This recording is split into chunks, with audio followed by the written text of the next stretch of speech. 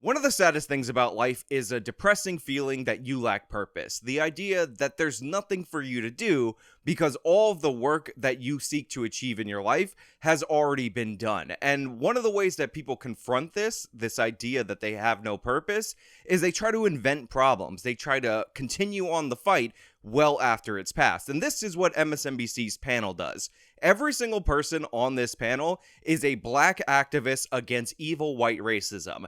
These are people that are trying to sell you the idea that white racists are coming in from all different directions and they're harming black people and their allies, and we have to fight against those white racists. But the problem is that for them to make this case, they need a consistent supply of racists in order to sell it to you so that you can be scared and you can buy their books, watch their shows, give them money in multiple different ways. But the supply isn't there. The demand way exceeds it. There's not enough racists for these people to make the case that they want to make. So they just invent them, they counterfeit them, they knock them off in order to present to you a narrative of danger so that they can come in and play the hero. And this is how their reaction to Kyle Rittenhouse's verdict, the most obvious not guilty verdict of all time, reads to me. As we've discussed multiple different times on this channel, Kyle Rittenhouse is 100% innocent. His self-defense claims were 100% clear and caught on video, undeniably, unless you're people who are trying to sell a narrative of racism. Joseph Rosenbaum is responsible for the deaths of not only himself, but Anthony Huber. Had he not charged Kyle Rittenhouse without cause, went for his gun in an idea that he was going to attack him, Kyle would not have been forced to defend himself in this scenario. There is no argument against this. There's no argument for the idea that Kyle's a racist or a white supremacist or any of that. But MSNBC goes on because they need purpose. Now, before we get into this attack of racist whining, I want you guys to be protected. So I'm going to give you a shield so that virtually none of this cringe can get through to you. Yes, it's a virtual shield transition. Yes, we're transitioning right now. A new surveillance bill proposed in Australia would allow the government to spy on and monitor all Australian internet activity. If this bill passes, the Australian government will be able to disrupt your computers, go onto your accounts, modify, post, and delete anything that they want, all in the name of security. It's the fact that nation states and corporations are cracking down on the free and open internet that has made VPNs so popular. And the VPN that I go to, the one that I trust, is Virtual Shield. Virtual Shield is a no-log VPN, meaning that none of your activity is being recorded by the company. It allows you to distribute your signal across other nations so that you can unlock content in other nations that maybe aren't available on Netflix America or similar. But most importantly, it secures your right to a free and open internet. Now, if you want to remain anonymous online, then you're in luck, because if you go to my custom URL, virtualshield.com/justice, you can get your first 30 days free, and because it's Black Friday, get 50% off your subscription for the rest of your life. You can't beat this deal, and again, with corporations and governments trying to figure out what you're doing, you better get on it quickly. virtualshield.com/justice. So the video clip that we're looking at is this clip from the Joy Reid show. It's hosted by another person, but fear not, those of you looking for cringe, Joy Reid is in fact here. We begin the readout tonight with yet another judicial gut punch. 18-year-old Kyle Rittenhouse, a militiaman wannabe who crossed state lines and killed 2 human beings at a Black Lives Matter rally, was found not guilty on all 5 counts. So already we have lies and BS, militiaman wannabe, cross state lines, that's how we're starting this. And you know what it means when somebody says cross state lines, we have to roll the compilation right off the bat. Who crossed state lines. He drove from Illinois to Kenosha, Wisconsin. Now again, he drove from Illinois to Wisconsin. It's not like he was in his front yard. Yeah. And he was approached by a group of individuals who posed an imminent threat to his life. He drove across state lines in a state that he doesn't even live in, and then he crossed state lines with it. He crossed state lines, meaning he traveled across state lines. He traveled there from out of state, who again traveled across state lines. Cross state lines. Across state lines. Who cross state lines. Now, as I said, to multiple different lefties, to everybody and anyone who will listen. In fact, I literally sell a shirt to show you how ridiculous the idea of crossing state lines mattering in this case actually is. Crossing state lines with a gun is not something that Kyle Rittenhouse did. Crossing state lines with a gun, even if Kyle Rittenhouse did it, is not illegal. And for those of you who are under the misimpression that these people aren't being complete and total idiots, and they think that they're trying to apply some kind of federal charges in this instance, again, it's not illegal federally to cross state lines with a gun. The only federal charges that can be brought against Kyle Rittenhouse are federal civil rights violations. We see this very commonly in police shootings when they launch these investigations. They launched one against a cop who 100% was justified in the shooting of Michael Brown. They launched one against Derek Chauvin, and what you will remember about these cases is that there was no state line crossing involved. The state line crossing is something that stupid people say, even if they're saying it to be stupid enough to think that that house somehow implicates federal charges in this case. There's no reason for saying it other than you're completely and totally ignorant and a buffoon, and this guy fits that mold to a T. Rittenhouse, who faced life in prison, broke down in court after the verdict was read. One of his attorneys later said that Rittenhouse would like to get on with his life. He added that the judge, who was heavily criticized for his seeming bias towards the defense, was fair. He then dismissed the larger implications of the verdict. When you want to talk about implications and precedent and things like that, is it ever going to happen again? You know, is there ever going to be just a total unrest in Kenosha or some other city, and that's going to happen? You know, I just don't see that. It was a case about self-defense, the right to protect oneself. President Biden told reporters that we have to respect the jury's decision. So the next thing that this guy tries to reach for, because again, these people are just desperately grasping at straws, are the alleged troubling implications of this case. Kyle Rittenhouse got off on self-defense, so what does that say about our society? I mean, it took him $2 million just to get out of jail. He had to raise $3 million in order to beat these charges, even though this was the clearest, most obvious, unambiguous act of self-defense ever caught on video. It was caught on video wire to wire, 100% in line with Wisconsin state law, and he still had to fight for over a year to get off, and people dragged his name through the mud for that year, like this guy is doing. He's lying about Kyle right now, but sure, people are going to emulate this behavior based on the implications of this not guilty verdict. The demonstrations at the heart of the trial were in response to the police shooting of Jacob Blake, who was shot 7 times by a white Kenosha police officer and was paralyzed from the waist down. I love how he frames this. Jacob Blake, who was paralyzed from the waist down when he was shot by a white police officer. Is that really how you're going to tell the story? Is that really how you're going to tell the tale? Do you think that you highlighted all the important details? Jacob Blake got shot 7 times, white police officer, he was paralyzed, what a sad victim. No, absolutely not. And again, it just shows you the hysteria that this media is reporting is causing violence. The riots were caused by lies about Jacob Blake. You think people knew that the Jacob Blake shooting was textbooked 100% justified in every conceivable way? Jacob Blake showed up to a property in violation of a restraining order. The restraining order was placed on him by his ex, who was beaten by Jacob Blake for years. She finally stood up to him when Jacob Blake broke into her house and sexually assaulted her while her son was in her bed with her and threatened her. So Jacob Blake shows up. He grabs the keys to a rental car. He's trying to take these children that he has no legal right to take, and this woman calls the police on Jacob Blake, names him by name, full, first and last, in the 911 call. Booker calls police. I wanted to take that emergency. Yes, I need the officer. Jacob Blake is here, and he has the keys to a rental that I purchased that I need to take back, and he's not trying to release it. Police respond to a, quote, family trouble. They're told there's a warrant for Blake on domestic violence offenses and sexual assault. The police show up for this domestic violence, for this restraining order violation, for this open felony warrant against this criminal. They try to arrest Jacob Blake. Jacob Blake fights 3 officers off physically. They try to tase him twice because, again, they're not trying to hurt him. They're just trying to arrest him. Jacob Blake tanks both of those tasers. He has a knife in his hand. He then begins making his way to the car that had the keys in it, presumably to flee with those children that he has no right to take on an opening felony warrant, and the cops, without any other choice, need to stop him because you cannot let a fleeing violent felon flee with children. Imagine the police chase. What if Jacob Blake, when he was speeding off from the cops, would have crashed and killed those kids? You think the MSNBC people would have cared? You think they would have argued for, oh, well, I guess Jacob Blake was in the wrong, our bad? No, they just like promoting the lies. They like promoting the racist. They tell you that the only thing that matters in the Jacob Blake case was that a white officer shot him. The end of the case, the end of what happened, that's all that matters. Pay no attention to anything that led up to it and how the shooting was 100% justified in every way. His uncle, Justin Blake, was unsparing in his criticism of the verdict. There was no self-defense. Self-defense is when you're protecting your home, you're protecting your family.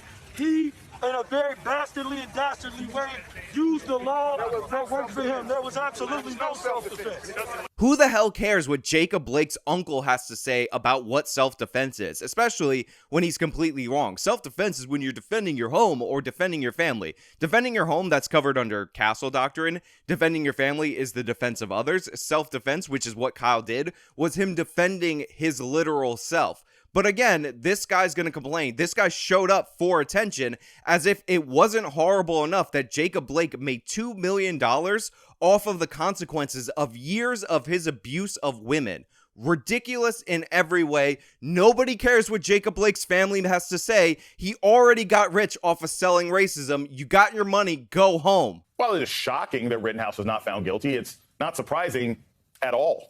In fact, it's a return to normal for America after the conviction of former Minnesota police officer Derek Chauvin for the murder of George Floyd. And there's the key right there. And this is why they're talking about it. This is why they're ginning up so much hysteria about the Rittenhouse case and the verdict, is because Derek Chauvin was found guilty in the Floyd case.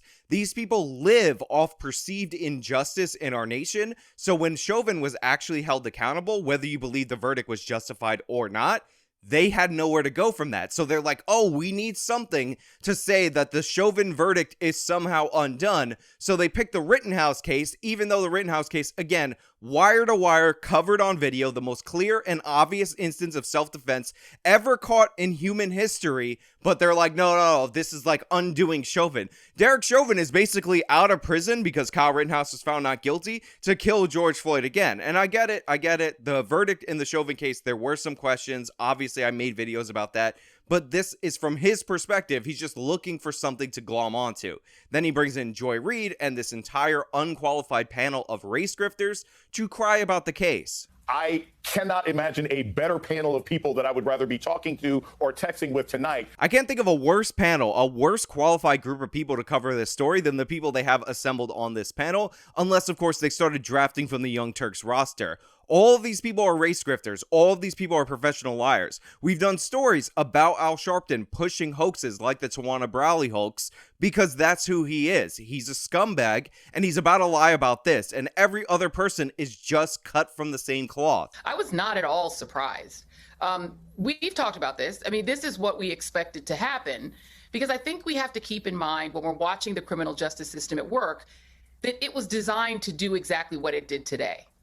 Gun laws helped to enhance the design to allow this verdict to happen today. This country was built on the idea that white men had a particular kind of freedom and a particular kind of citizenship that only they have, that gives, from the slave catchers on, the right to inflict violence in the name of protecting property. So, of course, Joy Reid coming from the top rope, again, desperate for some racism in the nation, desperate for something to be against because her life is purposeless, and because the country is not that racist, it's one of the least racist countries in the history of the world. She's like, I gotta think of something, I gotta go with something. Crap, it's 2021, there's almost no racism, let me make something out of this. So let's talk about how this country was built for white men since slavery. Let me mention slavery in the Kyle Rittenhouse case, to kill people over property. One, Kyle didn't kill anybody over property.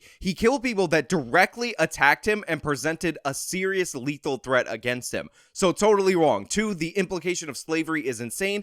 Three, Kyle Rittenhouse wasn't a full citizen. He was 17 years old. He had restricted rights. The white men that attacked him without cause, that attacked him for the right to burn property, they were adults and they were full citizens. So Joy, you have no point. You're not adding anything to this conversation. But then again, that's because you're acknowledging that your entire purpose in life is pointless. There is no cause to fight for. That's like the foundational creation of the United States. So it would have been shocking. That's like the foundation of the United States from their creation. Gosh, I'm so smart over at MSNBC. Well, foundation, creation, systemic structures and systems, and structural systems of structural racism. Systemic. But what I am concerned about is the precedent this sets for what people will believe that they can do under law when Black Lives Matter protests happen in the future. And that people may use this as an excuse to start going out of state and doing what this teenager did, believing that they'll get away with it, and in some cases, getting away with it. Again, you have Joy Reid lying about this and then implying, because of course they have to gin up more hysteria, that right-wingers are going to go around and emulate Kyle's behavior, because the lesson is you'll be able to get away with it. That's not the lesson of this case. The lesson of the Rittenhouse's case is that the self-defense laws in Wisconsin are not strong enough, because he should have never been brought to trial. He spent a year fighting against this. He had to raise a bunch of money. We went over it earlier. On the most obvious self-defense case in human history, it was caught on video from every conceivable angle. The FBI had even more evidence, surveillance video, exonerating Rittenhouse, and he still had to go to trial. He still had to fight this all the way through when it was proven out, and under Wisconsin state law and under the laws of morality and self-defense, he did literally nothing wrong. But it still costs a ton of money. He's still being dragged through the mud by the media. But sure, this is going to send a message that people are going to go imitate that. Just gin up that hysteria about violence and racism, Joy Reid. Just hype it up so left-wingers can attack like they've been doing over the last year. I want to keep on that point, Joy. Paul, that's the first thing that occurred to me. The first thing that occurred to me after this ruling is, oh, well, okay, now it's just open season. Like, if I'm walking around and I'm a white nationalist, coward little kid with an AR-15, and I see somebody drive by with a Black Lives Matter bumper sticker and I feel threatened, I can open fire.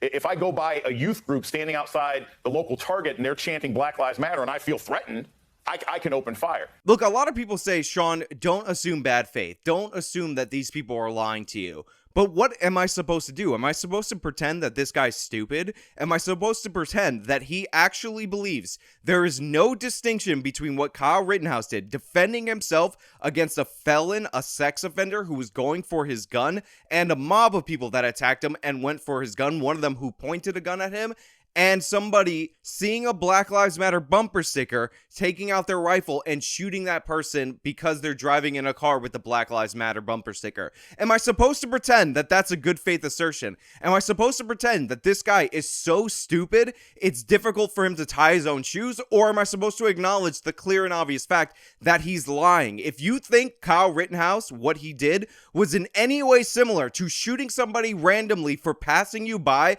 with a BLM bumper sticker on the road, you're brain dead. It's not a formal legal precedent, Jason, but make no mistake, Rittenhouse will be the poster child for reactionary white men who want to take the law in their own hands, who want to bring assault weapons to Black Lives Matter's protests, and who think that violence is a legitimate form of political discourse.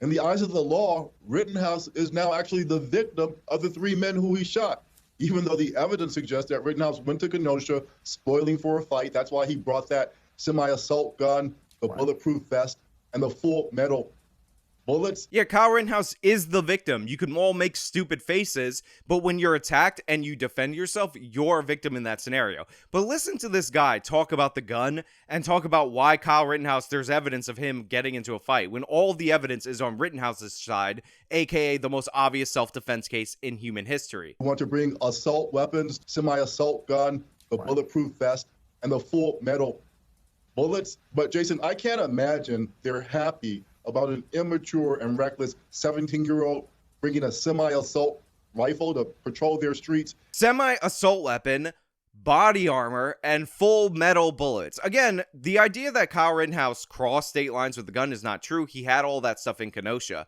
The body armor actually, again, works against what they're saying because somebody asked for body armor and Kyle gave his body armor to that person because he did not think that as a medic in the streets helping people, which is what he was doing before he was attacked, that he would need the body armor. So Kyle's body armor actually indicates that he was not looking for a fight. but also full metal assault jacket, semi-automatic, full automatic weapon. What you must also factor in is that even when the George Floyd murder happened, it has now come out that some of the violence in Minneapolis was done by right-wingers who pretended to be burning down places in Minneapolis. Here we have Al Sharpton, race grifter extraordinaire, talking about how it has come out that some of the violence in Minneapolis, first of all, we're talking about nationwide Black Lives Matter terror across this country, unparalleled destruction for no reason in this nation, was done by right-wingers, and they were pretending to set fires. I guess they were on their computer doing like CGI fire, because that's what pretending to set fires is, I guess.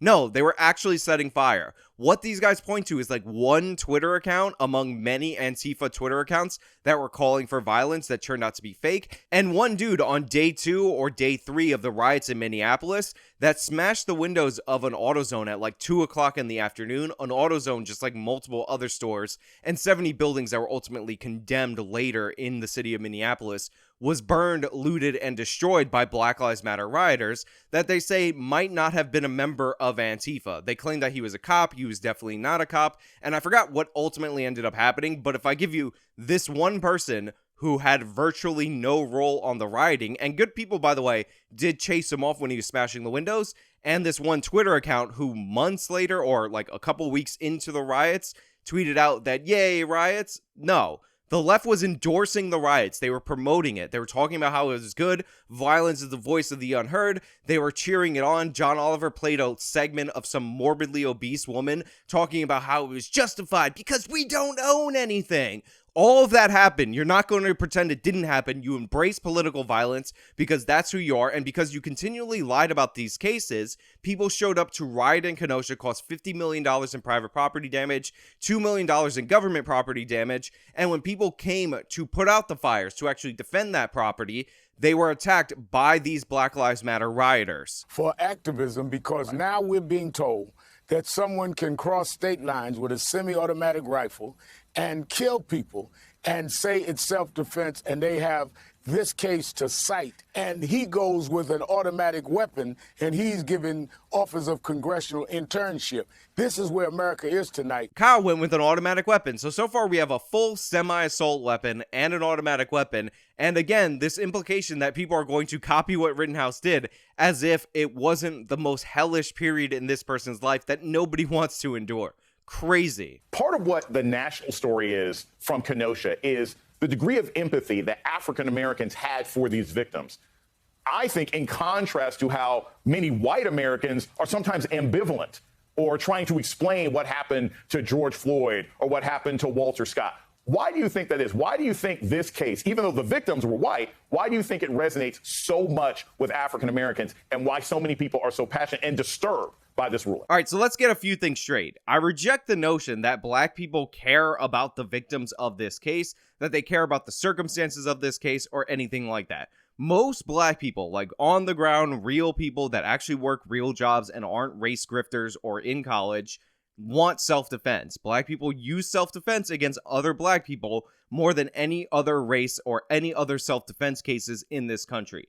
It's just a fact. So the idea that they care so hard or whatever, these white victims, all that, nonsensical. But get a load of the response from this guy. That's a great question. And my answer is because black people don't care about race. They care about justice. Yes, that was legitimately said on MSNBC. Black people don't care about race. They care about justice. Just no, wrong, incorrect, not even close. Thanks for playing. Pack your stuff and get out. You lost this game.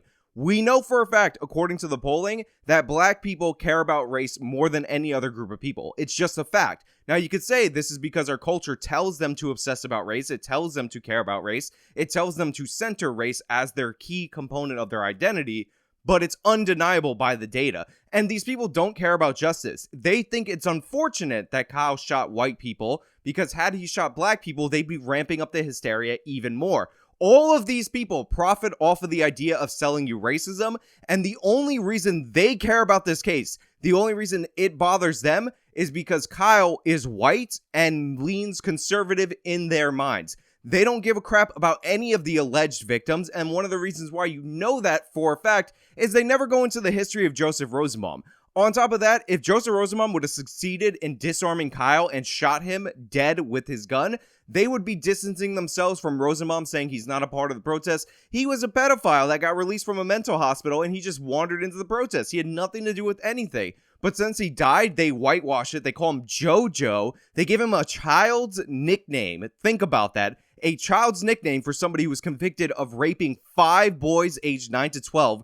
Absolutely sick. And they present him as some kind of a hero. It's insane, it's BS, and it's all based on their racial hatred for white people. 100% undeniable. We want justice to be done.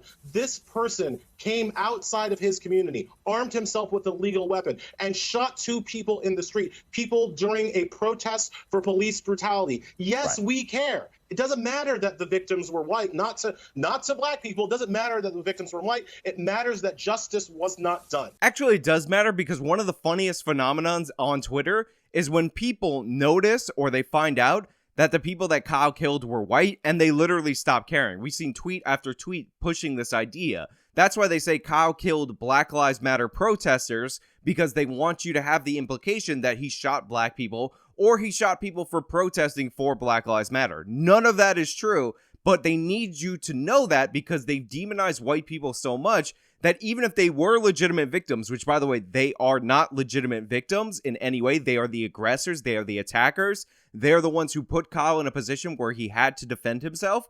People wouldn't care because they were, in fact, white. We've seen this over and over again in this nation. This MSNBC segment is absolute trash. It's nonsensical from front to back. It's just crying and more grifting and race hustling because, again, the supply of racists does not meet the demand over at MSNBC. Every single one of them, the reason they have a 5-panel of race hustlers on this panel, needs to get in on this Rittenhouse thing because even though it's made up, even though there's nothing to it, they need this because there's nothing else for them to report on. There is no giant swath of racism. There's no systemic structures of structural systemic racism. It's absolutely nonsensical. The same day that Kyle Rittenhouse was found not guilty on self-defense, Andrew Coffey was found not guilty on self-defense when he shot at cops, killing his girlfriend in the crossfire for a legitimate raid. They have no case. They have no point. But hey, those are just my thoughts. Let me know your thoughts down in the comments below. If you liked the video, you can show it by leaving a like. Subscribe for more content. Support me via my support links in the description box. Follow me on all my social medias, including Instagram. Till next time.